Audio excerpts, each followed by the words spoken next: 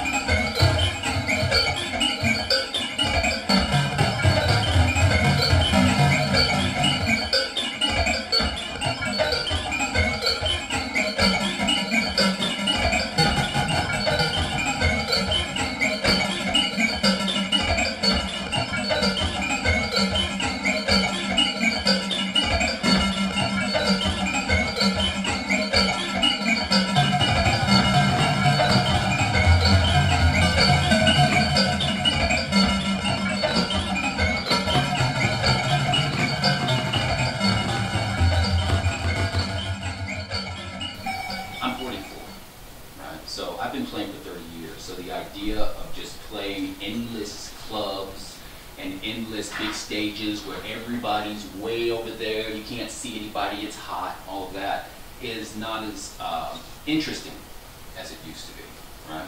So this is an open source project. There's a version of it online right now, but it's a pain in the ass to put together. So this is a different one. This one, everything just slots together. You print it and you just snap it together, you know? And so my hope is that I can play this kind of internet, this interesting internet game from two ends. One, people who may be inspired by this and say, hey, I want one of those, or I want to build one of those, or I want to build something like it, right? then B, the people who hate it. And they're like, that's stupid, I could build something much better, and then they do it. You see, either way is really interesting. Right? But the thing is that having an underlying architecture so that they, because as you can tell, there is no tempo with this stuff. You know, it'll maybe slide into a tempo for a second, and then it's kind of, and it goes somewhere else. So the people that play along with it would have to be able to kind of have that same type of thing where you lock into a groove and say, oh, that's nice, you know. And the idea is that this was made for someone who used to play saxophone. This, as an idea, would be something for someone who's a dancer. You see, I'm still working on this one. But, you see, in other words, this won't be played like this, but they can be part of the same system.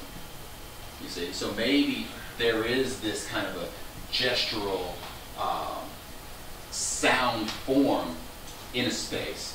Everybody's, I'm like having to learn mesh networking and stuff, so there's definitely no time for depression.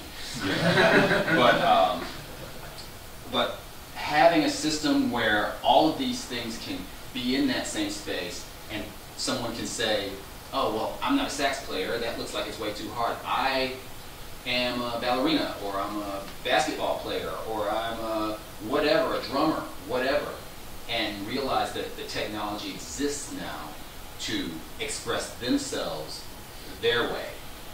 But then to have that underlying protocol so that when that person and this person and that person are all in the same space, it's like no one has to like 1, 2, 3, 4. Nobody has to do that. It's like one person's playing. It's like, oh, that's cool. Now I do have one tweak to it in that there is, at any given time, there is one person who dictates the vague loop length that's happening that everyone is associated with. Now, and the reason why I'm telling you all this, because this would usually be the kind of stuff, well, I'm working on this thing and I'll tell you about it when it's finished. Because if anybody here wants to make it, feel free. I'd love to see it work. That's all I want to see. I just want to see it work. So if any of this is giving you ideas, feel free. Take the ideas. But there's a hierarchical system so that one person is in control of the loop length at any given time. And you heard that thing where the transform, where I can take and sample it and do the thing with the sample. Once you let go of that process and create the new loop length, you're instantly put to the end of the line of all of the nodes in that network, and the next one up. That in order of people who joined the network is the one who is in control at that point, and they are in control of the loop length, and they can do whatever they want until they do the transform process. Because the transform is kind of the thing that makes it the most interesting, because that process can be done an infinite number of ways. This is just the way I do it, but it can be done an infinite number of ways. So seeing that happen, I call it a sonic fractal matrix. And so that's 2-3 years down the road. You know?